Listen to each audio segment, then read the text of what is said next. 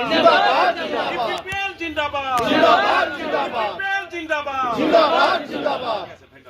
খুব ভাল লাগিছে কাৰণ মই নিজে জিএছপি দল ত্যাগ কৰি আজি 2 মাহ 3 মাহ ধৰি ঘৰত বহিলোঁ আৰু সেই সিদ্ধান্তত আমাৰ ৰাকেশ ভাইটিৰ লগত আমাৰ চিফ প্ৰধান প্ৰমোদ দাসৰ লগত জড়িত হৈ সকলো কেইজনৰ লগত মই দলীয় হিচাপে আমি চৰকাৰ কৰিছিলোঁ আৰু সেই মৰ্মে আগতে তেওঁলোকে মই ইউ পি এল অহাৰ কথা কৈ আছিল।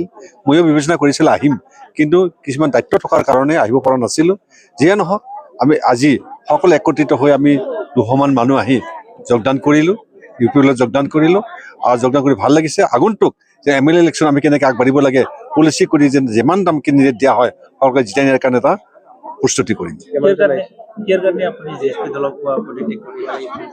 আহিব লগা হ'ল কাৰণ যিজন আমাৰ প্ৰেচিডেণ্ট প্ৰাক্তন সাংসদ নৱশৰণীয়া তেখেতৰ একচ্ছিত নায়ক, সি অকলে কৰিব খোজে সকলো কামবিলাক, কোনো এজন সোধা পোছা নকৰে। কাৰণ মই তাৰে ভাইচ প্ৰেচিডেণ্ট আছিলোঁ, এই বছৰ vice president plus chief patron আছিলোঁ।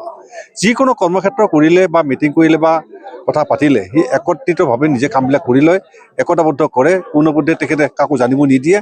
আৰু সি বহুদিন ধৰি তাৰমানে এইবাৰ ইলেকশ্যনত যে আমাৰ এনেকুৱা হ'ব লগা হ'ল, তেওঁ BPL এলায়েন্স আছে, এলায়েন্স এনেকুৱা এটা পাৰি লাষ্ট পৰ্যন্ত তেওঁৰ কোনো এলায়েন্স নাথাকিলে।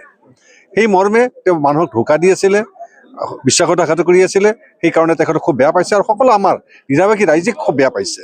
সেই সংক্ৰান্ত নিৰাবাসী ৰাইজৰ হেঁচাত মই আকৌ ইউ পি এললৈকে আহিলোঁ। মোৰ নিজৰ ব্যক্তিগত হিচাপে মই ইউ পি এলত থাকি বহুতদিন ভাল কাম কৰিছিলোঁ, তেওঁলোকে লাগ লাগি মই দিহিৰাবাসীৰ কাৰণে বহুত কাম কৰিছিলোঁ। সেই মৰ্মে আগন্তুক আকৌ যে সেই কাম কৰা সুবিধা লোৱা সুবিধা কৰি সকলো ৰাইজক একত্ৰিত কৰি আমি আনি আগবাঢ়িবৰ কাৰণে চেষ্টা কৰি আছোঁ।